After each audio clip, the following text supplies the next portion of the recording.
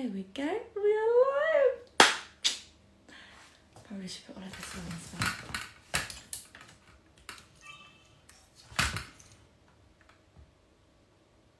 Change the battery. I literally. Hi. Hello to everyone who's joining. I thought I had charged my battery in my other camera, but clearly I have not charged my battery, so I need to prepare very quickly before Ece joins us on the first ever Sunday health talk show. I hope you got your tea with you, because I've actually got my tea. My tea's actually brewing right here. I'm actually very nervous.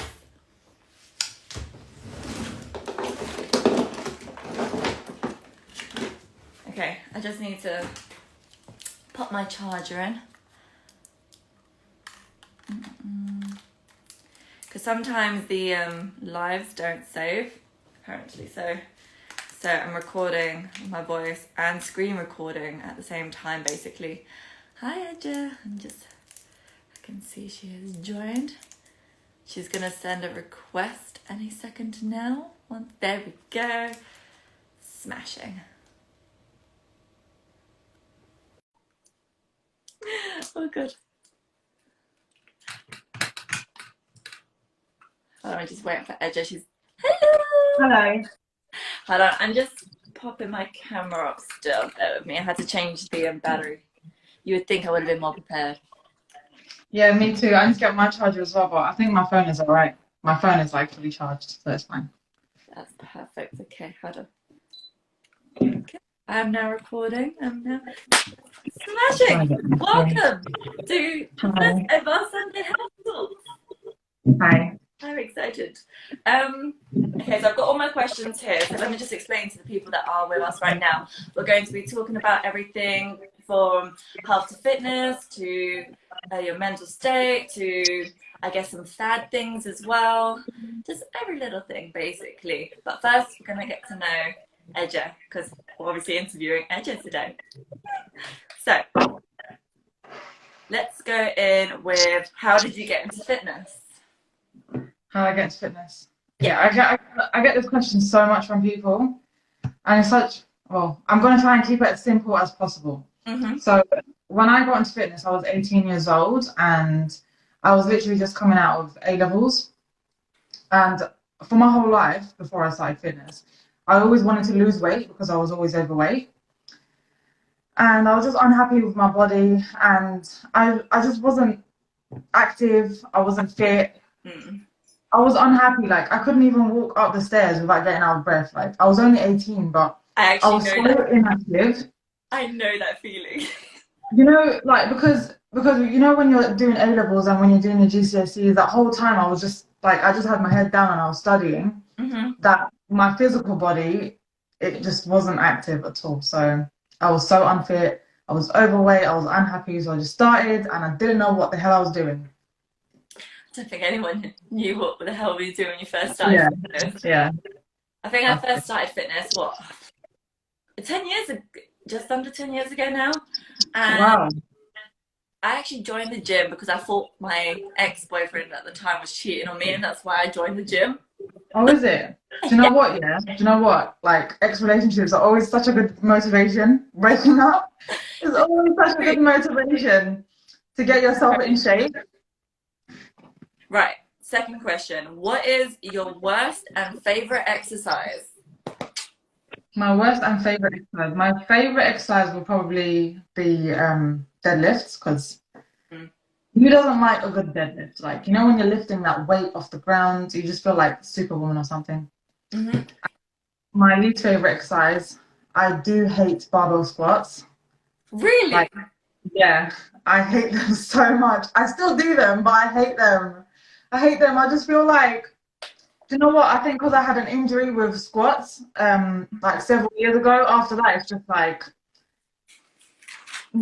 I've just not really enjoyed them that much. Just gets a bit much after a while. Ish. Right. Yeah. What about you? What about you? My favorite exercise? Oh, I think pull-ups. I do love a good pull-up. I know you do like pull-ups, don't you? My worst exercise. Oh God, I could be sitting here for ages. I'm actually trying to figure out what my worst exercise is. I actually don't know. I don't think I've got a worse exercise. Like, I even love burpees. That's the thing. I like burpees as well. I like burpees more than squats. Gotta be honest. Mm, mm. I can't give it a worse exercise, I'm afraid. I'm sorry. Right. What does your plate for breakfast look like? Oh my god, every morning it's the same thing, you know. It's just Same. porridge. It's just porridge. Yeah. Like, it's porridge. A lot of times I have blueberries on there and a bit of vanilla yogurt, and that's You my know what? breakfast. I can only have blueberries like during the summertime. Like during the winter time, I never have any fruits. I know it's really bad, but I have bananas. But all throughout the summertime, I have lots of fruits. Then during the winter time, the fruits don't taste as good. They're not in I know season. what you mean. I know what you mean. Like even when there's mangoes in the shops when I go like in winter, I don't buy it in winter. They just don't attract me. No, they I don't want to buy it. taste Yeah. mangoes in winter time is just the worst. I like it, the small mangoes, you know, like those yellowy, orangey ones that you get. Oh, those yellow ones. Mhm. Those ones are so good, and they come out when they come out. You just know that mangoes are good. Exactly, exactly. Fitness is the last getting to know you question. Oh no, there's two, actually, two more. What sort of snacks do you have? What sort of snacks do I have like on a daily basis? Yeah, on a Uh, daily basis. so I have these things called these Gray's oat bites, and I Oh, always have them with my tea. mm-hmm. So that's if I want something sweet, or I might have a few rich tea biscuits with my tea. You know. I used to be such a like tea fiend with like the biscuits. I used to demolish a whole packet. Not anymore. That's why I gave up tea. This is herbal tea. Oh really? Oh, I think I'm fairly good with controlling how many I have. I'll put like two or three on like a plate, and rich tea isn't that bad. Like they're not high in calories or fat. This is true. Um, so I only have a few of them, and if I want something savory, I would have like these oat cakes kind of thing. They're like these savory thin slices, and you can have them with anything. Like I'll have them with hummus, or I'll have them with a bit of feta cheese or something like that, but vegan feta cheese. I So was about to say vegan fit. to not confuse people, I found a really good vegan one. The Vivo Life one, I think, is good, isn't it? Yeah, that one's really good. Right, last one. What is your go-to quick meal? Quick meal. I think it's just stir fry Noodles. too. Noodles. Yeah, I was just about to say, you always like coming with your noodles, your tofu, your vegetables. If I want like a good, nutritious, simple, and like enjoyable meal, I always go for stir fry noodles. Yeah, But I don't fry it. always. Do love a good noodle. There's actually a really good place in central London. Do you like ramen? Oh my god, yeah. Okay, if whoever loves ramen, you need to go to Ramen Ramen. It's in Kentish Town in London, obviously. But honestly, it's delish. Right. Let's move on to, I guess, the mental state now. Okay. So, how do you motivate yourself when you are feeling low? I think there's like so many stages to feeling low. Like some days I feel low, but it's not that bad. But then some days I will feel low and it's like really bad. Like I just feel really low. And I'm sure a lot of other people get this too. But on those days that I feel really low, other people can probably relate to this as well. It's like you physically get really tired as well. It's not just mentally feeling low. Your body just feels tired. And those days Mm-hmm. I try to take naps. Like I take extra naps. I make sure I sleep more because my body is tired, Okay. and I don't feel better unless I sleep more. Right. And what I also do is I try to like make a list of the things that I have to do, and I see if I can remove anything from my plate, like to just ease the load. You don't want to put extra pressure on yourself when you're feeling really low. Exactly. When it comes to exercise, for me, because exercise is one of those things that makes me feel better, Mm-hmm. I do it even if I don't feel like doing it. Because after I finish, like even if it's not the craziest workout in the world, Mm-hmm. I'll plan it and when you plan it, it's easier to stick to. I'll plan it beforehand, and then I'll just get through it. And it doesn't have to be the hardest workout in the world. It just needs to be a workout. I agree And with that as well. I've done it at the end. But some days, like, you just need to take a day off. If you're feeling that bad, just take a day off. Take 2 days off. Like, just give yourself those days off. I've taken When a you give off. Yeah, if you need to do that as well, because Needed. it's better when you give yourself the time off rather than have to take the time off because you can't do anything because you're that low.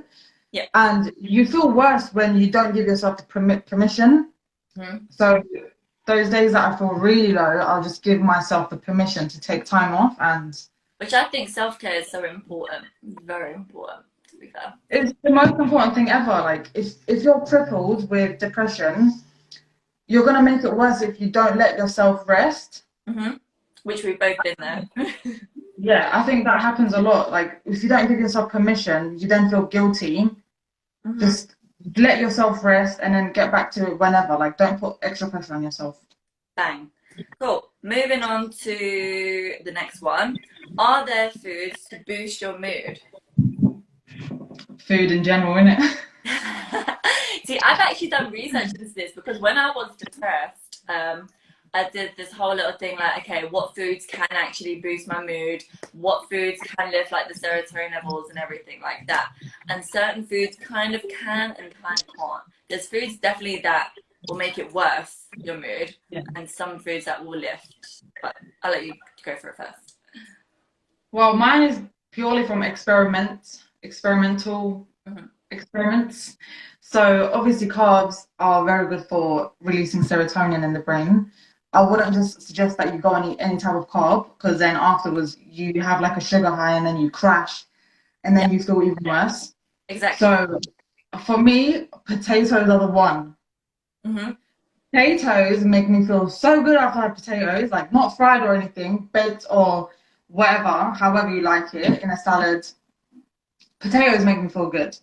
Other than that, food in general and carbohydrates. Like people who don't eat carbohydrates and tell themselves that carbohydrates are bad end up getting more moody in the end because your brain needs the glycogen and the glucose. Exactly. This is very true. So the And foods that I found beforehand that were lifting serotonin, like it's kind of proven but not proven. So some scientific papers are like, yes, it does actually help lift, and then some scientific papers are like, well, not really. And the ones that I did include was actually pineapple was the biggest one ever to actually help lift it. I think it was mango and spinach. Something to do with there's something within there that actually helps lift serotonin in a way. But no, interesting. I didn't know about the pineapple. mm-hmm. I didn't know about the pineapple. I hate pineapple, by the way. Really? I actually don't like it, but I included it when I was depressed and stuff, and it actually helped my mood. It lifts your mood. It's something to do, again, like with the sugars and stuff and everything. It lifts like the glycogen levels within your body to make you feel like, basically. Yeah. I think with this question as well, because I just want to I think if you have a generally consistent and healthy diet that also tastes good, that can help you with your mood overall because a lot of people, they either eat a lot of shit food or they eat a lot of good food that they can't stick to. So Yeah. finding the middle ground between the two where it's healthy and it's meeting all of your requirements and it tastes good as well is going to tick all of the boxes and you're going to feel better about yourself. You're not going to feel guilty after you eat a good meal, you know?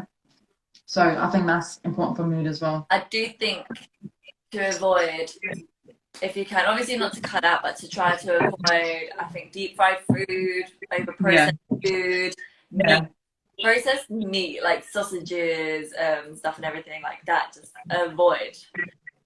Yeah, if you're gonna have it like as a cheat meal or something. Yeah. And it shouldn't be the norm. It shouldn't be every single day. Otherwise, you're just gonna make yourself feel shit. Exactly. Exactly. Right.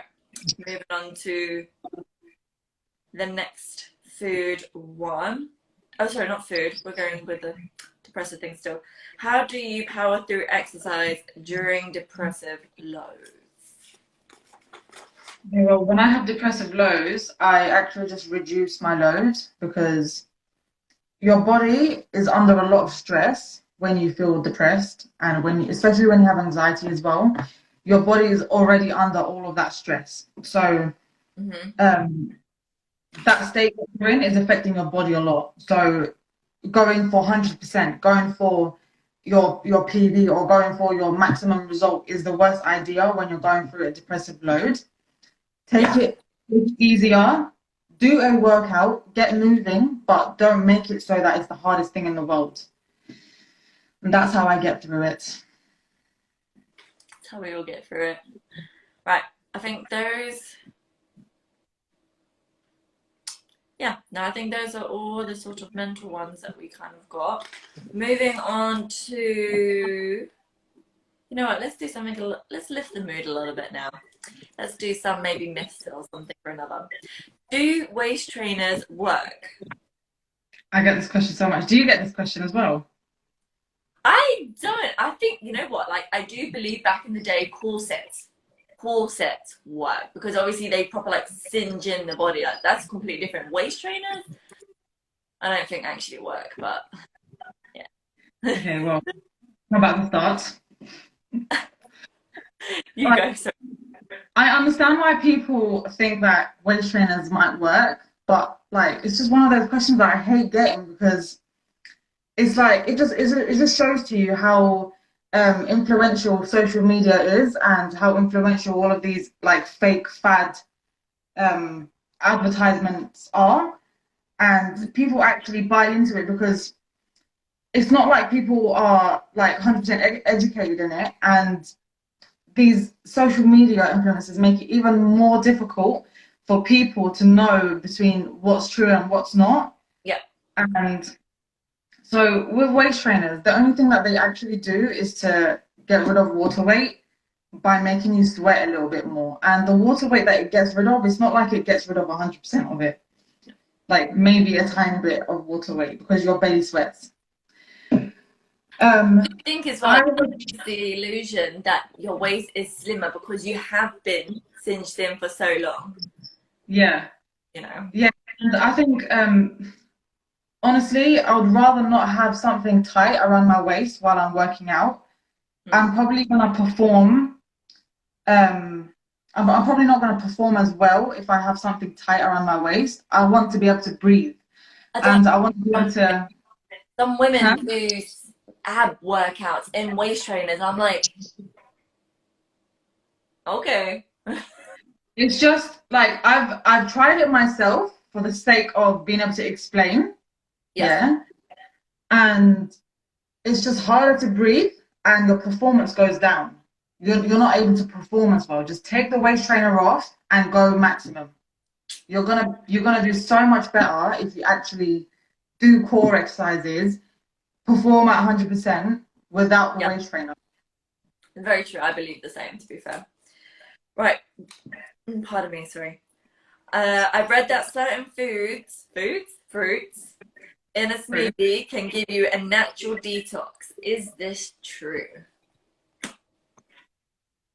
No.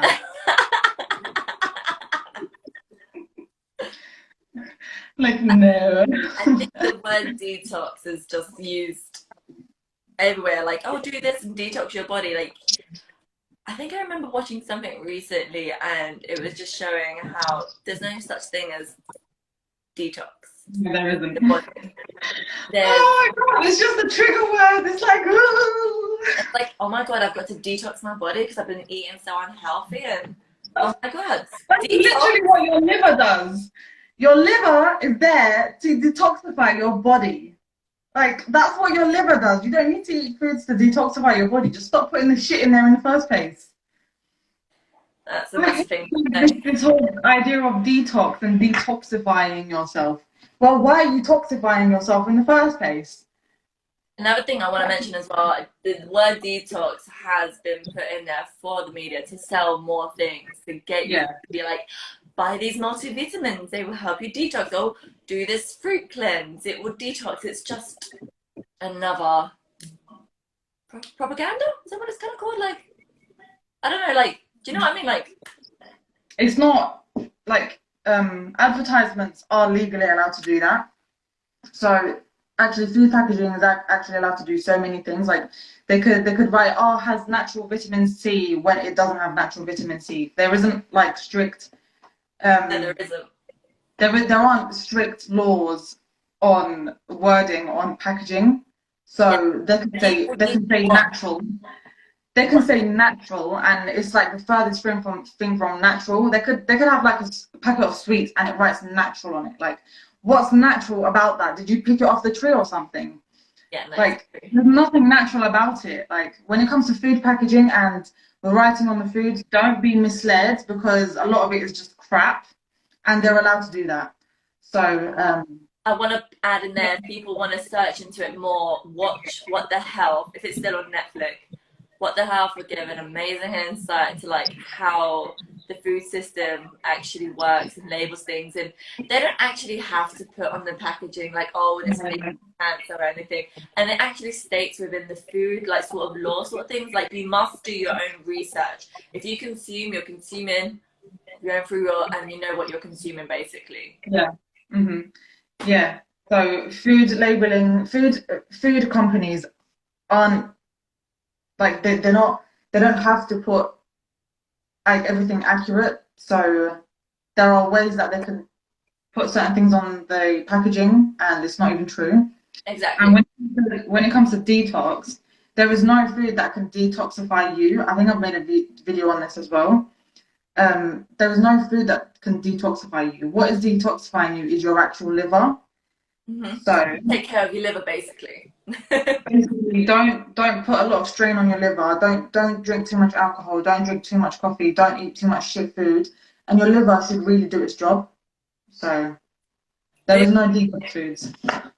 Right, so let's move on to like weight training and food now, seeing as we're on the subject of food, anyways. I've been weight training for a while and my muscles aren't growing. What am I doing wrong? Another one that you can answer at the same time is if you upped your protein intake and weight training but still losing muscle mass. Actually, those are two different questions. Answer the first one. You know, when you said the second one, I forgot the first one. If I'm not getting Okay, results, I've been weight if I'm not training getting, for a while and my muscles aren't growing. What am I doing wrong?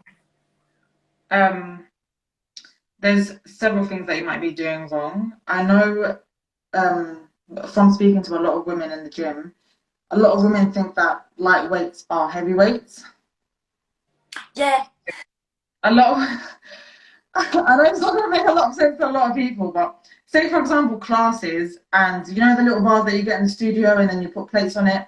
Mm-hmm. That's not classed as heavy weight training, that's endurance. Yeah. So, Yeah. regardless of how heavy you make your bar, that's still not weight training. Mm-hmm. I mean, you're training with weights, you're training with resistance, but it still goes more into endurance. Yeah, I agree. So, whenever you're going into classes in a gym, it's endurance work, um, regardless of how much weight you're putting on the bar, because it's still not going to be a lot of weight. So, if you just take that out, if you're doing that, then don't do that and do heavier weights. Go into the actual weights area rather than the studio. Also, you might not be eating enough calories. So, a lot of people make this mistake. They don't eat enough calories, and when you want to put on muscle, you eat more calories. You need to be in a surplus. So you need to be eating more calories than you're expending. Yeah. And I would put more of an emphasis on protein because I think the rest is easier. Eating carbohydrates and eating fat is just really easy. But put emphasis on protein, hit your protein target. So calculate how much protein you need and hit your target. Yes, we'll get to protein in a little bit. Another thing I kind of want to add as well, because obviously some women or men will go to a class and they want to go just for a class. So what I used to do in my classes is make sure upping your weight each week by 2.5 on either side. So even if you don't want to go downstairs, but you do want to do weight training, then you need to up it every single week. I had women lifting 50, I think 50 kgs, the max that you can get onto the bars. or hip thrusts and stuff and everything, you need to up your weight in those classes too. It's still kind of endurance based, but at least you're pushing heavier weights and you will make Yeah. more of an improvement that way, as well as upping your calories and so on and so forth. Yeah, but I mean, it is harder for women generally to build muscle anyway. So I would suggest trying to build your strength I as find much as you can. I've got to be careful with building my muscle, like especially my upper body. Like I can grow my upper body like crazy. But I mean, it's not gonna grow like a dude. Like you're not gonna look like Okay, a I dude. agree. You know, I mean, in terms of when you look at men and women, women still, regardless of whether you're out in the anomaly and you build muscle faster than most other women, you're still not going to build muscle like men unless you're on steroids. I find that Very for true. myself as well. I don't find it particularly hard to put on, like, especially upper body because my upper body is much leaner as well, so you can see it. Um, but at the same time, it's not like I'm going to turn into a dude, you know. No. I just don't have the hormones to be able to look like a guy. Moving on. How do you get enough protein in your diet without eating meat? You've just got to like research your alternatives. You've got to like really research your alternatives. So I have a lot of soy products. I have like stuff like tempeh, and then I put emphasis on beans. So even when I make rice, I put like beans and like lentils in it. I love The, vegetables. yeah, so you know like bulgur and lentils. I have stuff like that, and I have like rice. So even in my rice, I have extra bit of protein in there. I do supplement on protein as well, so I take extra protein shakes. But if I weren't weight training and if I weren't trying to maintain or grow my muscles, I wouldn't take protein shakes because it's not that necessary to hit a higher amount when you're not weight training. Agreed. So yeah. What's an easy source of protein? I say The, tofu. Huh? what do you mean like food? I mean the easiest source is protein shake, obviously, but in terms of food, I would say stuff like tempeh and stuff like tofu. It's just easy. You can just marinate it and cook it or put it in food or cook it however you like. I've been really enjoying putting tofu in the oven. I didn't realize you could roast tofu, and roasted tofu just tastes so good. And then Oh, I've never roasted it. roast it, do it. Maybe Oh, I could put it in the air fryer. probably, but you can roast it. Honestly, it's a different texture, different taste. And I was like, oh my god. Oh, um, I should try that. I should try that. do you need to stay away from certain carbs and sugars to lose belly fat? First of all, I just kind of want to put out there you can't just lose belly fat alone. Yeah, so I'm just trying to figure out how to answer this question, how to start answering this question. That's So fine. you can't reduce fat, as Andrea said. You can't just lose fat on one area of your body, which is very unfortunate because who wouldn't like to spot reduce fat? You know? You know what? It's actually a guy actually mentioned. I didn't put the question in here, but a guy was like, so if you can target specific muscle groups, why can't you target specific fat like groups? Which yeah, it's funny the way the body works, but I didn't It's like just carry on. unfortunate because you build muscle, but you don't like you build muscle intentionally in certain areas. It just works differently. There's like I don't if I'm to explain it, yeah, it's just gonna take really long. Yeah, But it's just unfortunate. It's unfair. We live in an unfair world, guys. So you can't spot reduce fat. yeah. But you need to Also, stay away from certain carbs or sugars though to lose fat in general. Then let's say.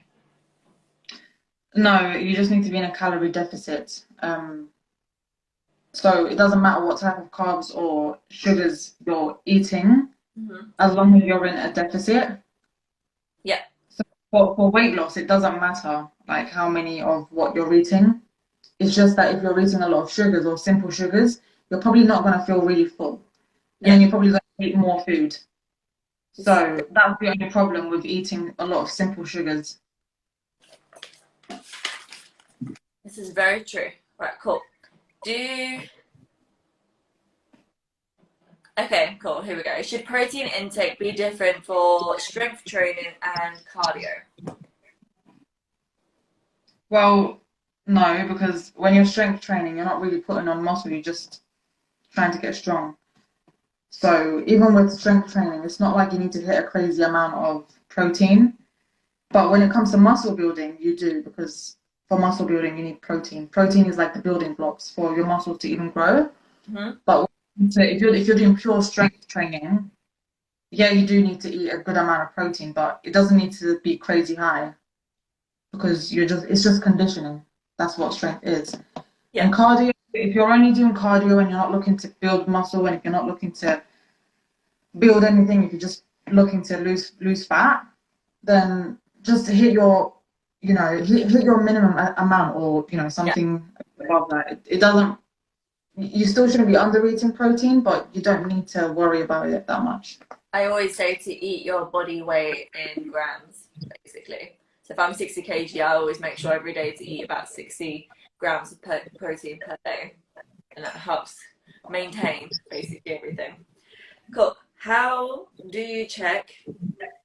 you check, sorry, if you're in a calorie deficit? Does less than the recommended calories mean I am in a deficit? Okay, so yeah, I think, it's one of the things that I don't think I've ever explained properly on my page. Mm-hmm. Um, I think I just assume that people know what a calorie deficit is, and rather than explaining it, so this would be a good chance to explain it. So I think the recommended amount for women daily calories is 2,000, I think, Yes. but that's just a general number. So it doesn't mean that you have to have 2,000 calories. For a lot of women, it's going to be a lot of calories. For a lot of tiny women, it's going to be a lot of calories. Yeah. For me, it's not going to be enough because I'm quite big. So it depends on your body, and there are calculators online that you can actually use to be able to calculate how many calories that you need. Yep. But I wouldn't really follow the daily recommended amounts because that's just so general. It's just Yeah. That's the it's thing. Only really a guideline. yeah, basically. And basically what calorie deficit is, you're consuming less calories than you're expending. Mm-hmm. So what would be a calorie deficit? If I move so much that I'm burning 2,000 calories a day, I would be in a calorie deficit if I eat less than 2,000 calories a day. I get you. So, example out there. So you need to be moving more than you're eating, basically, in terms of energy balance. Mm. See, I think my calorie intake when I used to track it, I definitely don't hit 2,000 a day. I hit maybe like 1,400, 1,500, and that's more than enough for me. And I eat a lot. I really do, but because I eat so like healthy, the vegetables and Yeah. stuff don't have that many calories or stuff to it, you know? I think my meals I only eat about 3 meals a day and they're roughly 400-500 calories per meal. Me trying to do 2,000 calories a day, whew, that's me really, really trying to push for it there. Yeah, Cool. see, my maintenance is around 2,500. Right. If you upped your protein intake and weight training, but you're still losing muscle mass, why? So you might have upped your protein intake, but you might have not upped it enough. Mm, Also, you might still not be eating enough calories. So you need to be eating more calories. So we talk about calorie deficit a lot, but when you want to build muscle, you need to be in a calorie surplus. yep. So you need to be eating more calories than you're expending. Yes. So I if you're burning 2,000 calories a day, you need to be eating 2,200 calories a day. Or the maximum I would do is like 300 calories, 300, 400, but that's literally the extra. maximum. Yeah. But a good surplus would be 200 calories, Mm-hmm. I think. Um, and a It's good deficit would be 200, 300 calories as well. yeah. I think adding an extra 200, 300 calories is manageable to be in a surplus. So like that's just like I know it's kind of bad, but a bagel. A bagel is an extra 100 calories, give or take. You know, Yeah, you can increase it in so many ways. And yeah, another thing I find people try to do is, oh, they want to do weight training, they want to grow their muscle, but then they're trying to lose weight at the same time. And I just don't understand when people do that. Those are two different things. People are like, oh, I want to grow my ass, but I want to lose belly fat. but I want to Yeah. grow my ass. But Yeah, no, the only people that can get away with that are complete beginners because their muscles are so under conditioned, not conditioned basically, that when they're trying to lose weight through weight training, they can get away with losing weight and putting on muscle at the same time. That's just because their muscles have never been touched before. And a beginner's body is likely to put on muscle faster than an advanced person's body because you've never done anything with your muscles. So your muscles are going to respond really quickly. yeah, And over time, once you come out of the beginner stage, you're not going to be able to do putting on muscle and losing weight at the same time. yes, this is very true. Moving on to exercise. For the last few questions now. It's gone by pretty fast. Oh my God, yeah, Half an that's hour though. Right. Is there, oh, hold on. I think this is one more fad one, maybe. I don't know. Is there a way to kickstart my metabolism in the morning? There is, but go on. Eat food, drink water. I mean, your metabolism is going to start anyway, Yeah, regardless if you don't start. I guess if Um, you improve but your, what I do is I drink a big glass of water because it helps me digest my food. I mean, I personally, I'm more concerned about digestion and my digestive health than metabolism because metabolism is going to happen anyway. Metabolism is not really in your control, and even if you're exercising, it's not like your metabolism is going to get that much higher, you know. no, Like the percentage is not that significant. I do think there are certain things you could do. Again, it's touching on what you just said, your digestive health and stuff. Doing things to improve your gut health. But I also do find doing workouts in the morning, even if it's like a little hit workout in the morning, it gets your body ready for the day because obviously your heart rate goes up and down, so on and so forth throughout the whole day. If you work out in the morning, you've done a hit. But going back to the gut health, digestive system. Honestly, it's just one word answers kill me. Huh? I can't help it. You can't help what? Someone said it's just one word answers kill me. I don't think you're giving all word answers right now, though. I'm trying to explain as much as possible, you ungrateful people. No, you're doing very well. I think you're doing really well. Anyways, back to it. I think, yes, improving your digestive system, your gut health, I think is very important. I tried kimchi for the first time the other day. You've heard of kimchi or not? Really? Yeah. I've heard of it, but it's just probiotics, right? Yeah. So I've been reading Eat to Beat Disease basically, and it was showing how to improve gut health by introducing like probiotics and stuff and everything. And Yeah. fertilized, unpasteurized, sorry, foods and stuff like pickled things. And oh my god, my thoughts. Whew, whew. You know, I actually want to talk about probiotics as well. I find that a lot, like there's so many different types of probiotics, and like I take the capsules, for example. I just take one capsule a day, and I find that it helps my digestion. But I know that I happen to stumble across I happen to stumble across a brand that is good for me because it has the certain types of strains that I need, and that just happened by coincidence. And then I tried a different brand after that, and it has like loads of other strains as well, so it has extra strains. So initially, I thought that would be good because it has more probiotics in it, but it didn't agree with my stomach Yeah. because it was too much bacteria, and it's more bacteria than I personally needed. So with all probiotics might not work for you, and probiotics don't help you lose weight, by the way. It just helps with your gut health and your digestion, which is appreciated. You want your gut health to be good, and I guess you you want can kind of everything say if to. you have good gut health, though, it does help you lose weight. But taking it doesn't specifically be like you lose weight if you just took that. You actually have to improve everything because if you have a better digestive system, everything will pass through nicely. Yeah, you won't be carrying around 10 kilos of shit a day. Like, Don't. When I was PTing and stuff, some of my clients were like, okay. So I go to them, how many times do you shit in a day? And they go, yeah, you know what? I Yeah, shit I have to every ask my 3 clients that days. as well. I was like, when they told me, oh, I go to shit every 3 days, I was like, No. No. no. No, No, you need to change that. Like, no, you need to go no. shit every day, honey. I think a lot of people don't go to the toilet because a lot of people don't drink enough water. That is a big thing. Some people go a whole day without drinking anything other than Red Bull. I used to drink a lot of Red Bull when I was younger. Younger, when I was like 16 and stuff. But Yeah, I can't see you drinking it right now. Like, I can't see it. all I drink is water. And maybe, if I'm out at about, I'll have a small glass of lemonade. If, if that, you I know. mean, But I don't have any problem with people drinking whatever they want to drink, but drink water, man. You need H2O. it's true. It's true. Right, I feel like one last thing to wrap it up. How to stay motivated and how to even get started with fitness.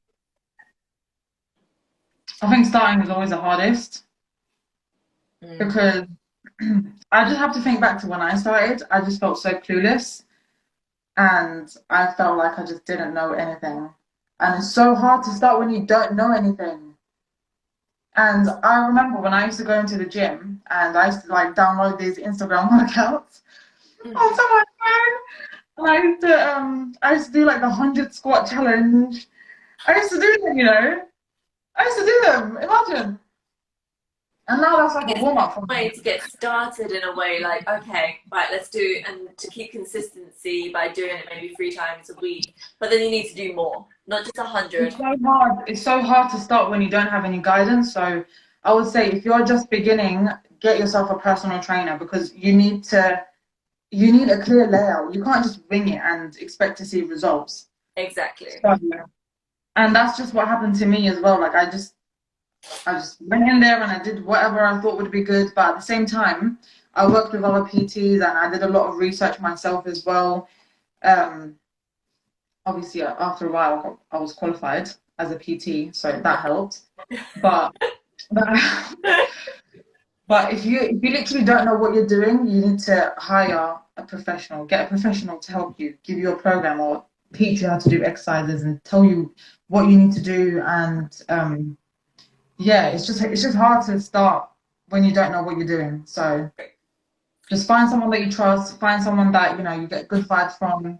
That's another thing as well. Like Um, when you go to a PT, ask to see their clients, so like um, progress pictures and stuff. Like if they've got a portfolio and see their client base and the improvement they've made for other people, don't just go to a PT and be like, "Yo, help me." yeah. Like, Yeah, but there are so many, like, I don't want to throw shade on anyone, but there are so many PTs out there that have a good record when it comes to pictures, but they're doing absolute bull crap with their clients. Like, and I've seen those PTs myself, and I know that you have too. So, so like, you know that their clients have gotten results, you know what they're doing with their clients, and you're just like, what the fuck are you doing? Like, and then you have so some PTs that do the same exact program for everyone. yeah, you have those PTs as well that do the same exact program for everyone. Everyone's It's hard different. to tell. It's hard to tell the difference between a PT that knows what they're doing and one that is just going with whatever.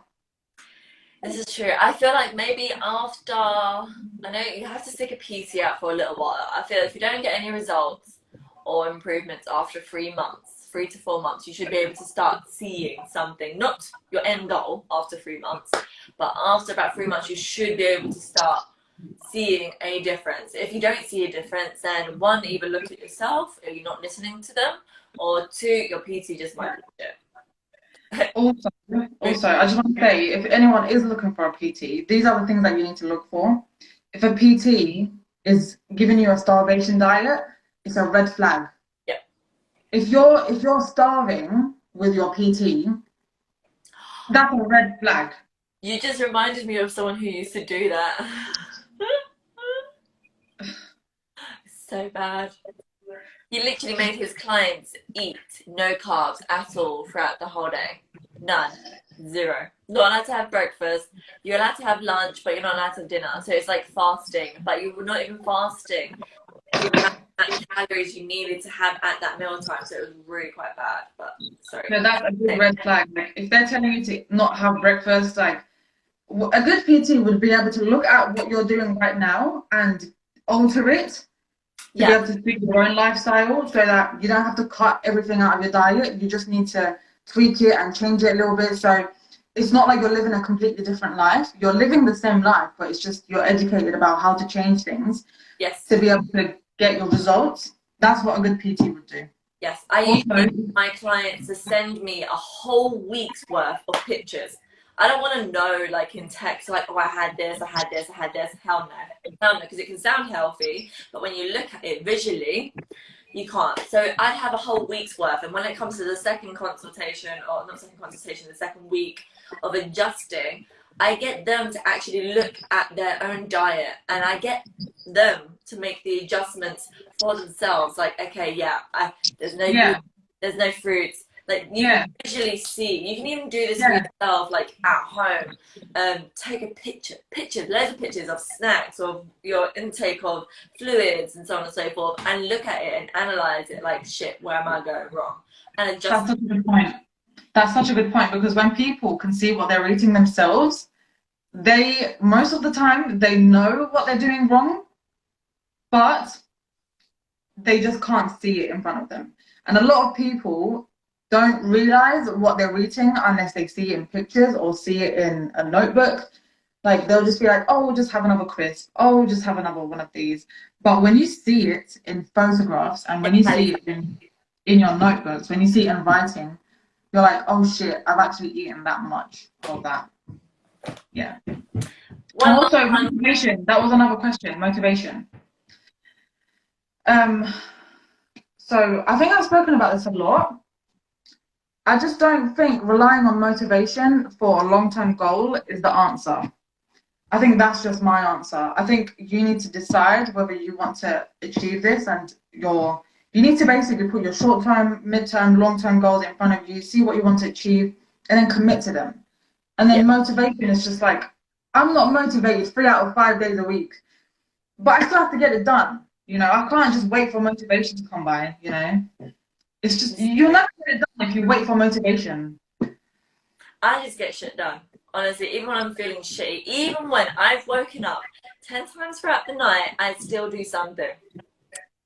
Just do it, regardless of how you're feeling. I actually read this from a guy, actually. He was like, oh, how do you get things done? And he literally said, you take the feelings away from the action and just do the action regardless of how you're feeling, and you feel better. And don't think about it too much either. Like, just have an action plan. This is what you're going to do. Step 1, step 2, step 3, step 4. Have an action plan and just do it. Don't think about it too much. Don't think about doing it, just do it. I think people think about doing it too much, and just do it. And also, just don't wait for motivation. I'm going to say this 100 times. I'm going to say this as many times as I need to. Just don't wait for motivation, because it's never going to get done if you're waiting for motivation. It's very true. I've never sat down for this long in my life. My knees are like, whew, oh my God. Right, one thing I kind of want to do, I've never really done this. Like, does anyone who is listening right now want to ask any questions? We're going to wait for about 20 seconds or so. See if there's anything that you guys want to ask us. And then we're going to skedaddle, because we'll see. I'm going to film. What am I going to film today? I've got another rider wear haul to film. Oh, really? Mm-hmm. I haven't bought myself like any sort of sportswear. I have, but not that much. And I'm just at home, like, I can't even bother it to buy new stuff. I just fill my days with loads of stuff. Here we go. You guys have been great. Well, thank you. How do you say Tima? Tima. I don't know if I pronounced it. Fatma. You guys have been great. Oh, thank you very much. You're great too. I love you. Is cycling good cardio? I think every cardio is good cardio, to be fair. But it's whatever you kind of... It's whatever you enjoy. And also, cycling, I really like cycling because it's good impact. Yes. And those that have bad knees, for example, cycling is really good. yeah, it's just low impact on your knees. So cycling is just the way to go if you have weak knees. Also, if you really push for it, your legs can be bloody thick and amazing from just cycling. Like Yeah, literally, you it's can the you Olympics. can build you can build some serious muscle by cycling. It's very Just put true. the resistance all the way up. Talking about cycling, I think I'm gonna get a new bike. I need to get a bike. I don't even have a bike. I think I'm gonna get one because I have a lot of like cycling like roads out here, so we'll be good. Just cycling roads. There's loads of roads Out everywhere. here. Yeah, there's a lot of cycling lanes here, so I get you. it'll be good Yeah, to I get used love to the it. cycle lanes. All right, sweet. Thank you, because my left knee is actually weak right now. I'm guessing this is the lady Aww. down in your messages. One of the questions like, how do you do cardio with one knee not in injury? Um, I can't there's speak a lot right of now. there's a lot of HIIT workouts that you can do at home as well. That oh my god, I'm burping. Sorry guys. It's all right. Um, so there's a lot of HIIT workouts that you can do at home that are low impact on your knees. Ugh, I You have can to think of also them. do, let's say, for instance, a burpee still, but instead of hopping on that one leg, hop on the other leg. Yeah, exactly. Or And also, what you can do is you can step out instead of jump out because I know a lot of jumping exercises are quite high impact on the knee. or you can So, step up onto something as well instead to like take the jump exactly. out. Push-ups are really No, good. Even yeah, like push-ups are really good. explosive push-ups. So if you was to like, literally push away, like explosive things with your upper body would get your cardio up. Mm. And I would want to do squats and stuff like reverse lunges at home because you're not doing like a lot of weights at home. Squats are quite good for, low impact on the knee. You don't need to jump. It's just squatting. This is true. Reverse lunges are really good for the knees. Forward lunges, not so much. Um, Yeah, backwards. I prefer backwards, anyways. To be fair. Bulgarians can be really good if you have a wide enough stance, and it On the depends on how bad your knee is. Yeah, I was just about to say on the knees, I wouldn't do Bulgarian split squats because even with my good knees, like I can still feel it. Like, Really? yeah, I don't know. You I just see wouldn't do Bulgarian expensive split ones. squats like with someone that has like an injury on the knee or a bad knee or something because their range of okay, it does depend on your range of motion. It Usually, depends on how bad range your knee of is, I yeah, think. yeah. It depends on how bad your knee is. If it's really bad, I would avoid Bulgarians. If it's not that bad, you can do them. Just hold on to something on the side. Make sure you have a wide stance so Hold that on to something for dear life, like ah. yeah. Just hold on to the wall or something. Don't trip. Yeah. This is true. And also stretching. If you may need to stretch your quads out, you may need to take a little look at your calf muscle as well, like see like what Foam rolling as well. It's always the quads whenever, because I do sports massage, so I'm a sports massage therapist, and when people have bad knees, it's always so much tightness in the quads. yes. I always find shit in the quads, and there's always knots in the quads. Pay attention to like just around the knee area, but the outer knee area, just on top of your quads. Yeah, this is Those areas, when they get really tight, it really hurt. It really messes up your knees. So foam roll your quads. Pay attention to the area above the knee. Don't foam roll your knees because that's just not good. Um, okay. so Well, I feel like we have answered a lot of questions. I just want to thank you, Ece, for joining me for my first Sunday yeah, fun. thank you for having me, and also thanks guys for asking the questions as Yeah. well. Anyone who participated and anyone who is here, thank you very much. Yes, who stayed all the way through. I feel like we had quite a few people all the way through, which I'm quite happy about. Who actually stayed to watch. Yeah, and we're gonna put it on our pages as well. So Ignore my wall. Well. yeah, people can catch up if they haven't watched it already. Yeah, no, I'm going to split it. Yeah, so whatever you haven't watched, you're able to watch it for 24 hours, obviously, because it's going to go to my stories. And then afterwards, I'll do like little snippets that we put onto IGTV or something. But actually, you'll be able to watch the full clip. I think I'm going to put it onto my YouTube as well. We'll see. We shall see how this goes. Dad, you're right. Yeah, I might put it on my YouTube as well. You I need haven't to get uploaded my YouTube YouTube for up more, ages. girl. You need to I do know, I know. I need to like upload on my YouTube more, but I just don't. I don't know why. I think I need to just get on it more. yes. Right, thank you so much. It's been a pleasure having you. Hopefully we'll have you on here again soon. And we delve like more into detail about like maybe a bit more just all about food or something or another, all about like mental state, and that'll be good in future. Yes, I want to do this again. Right, thank you so much, everyone. Thank you, guys. Yeah, bye. Bye, everyone. Bye. I just wanted to say a very quick thank you as well from myself, and I'm going to be doing more like this as well. Next Sunday we are going to have a lovely lady called Nasia on, and then the following one we're going to have another lady called Rebecca, who is amazing. They're both really amazing. Again, PTs as well. Thank you so much for joining in. I've gotten really nervous now, and I'm gonna go and I'm gonna go film right away. And yes, thank you, and see you soon. Bye. Mwah.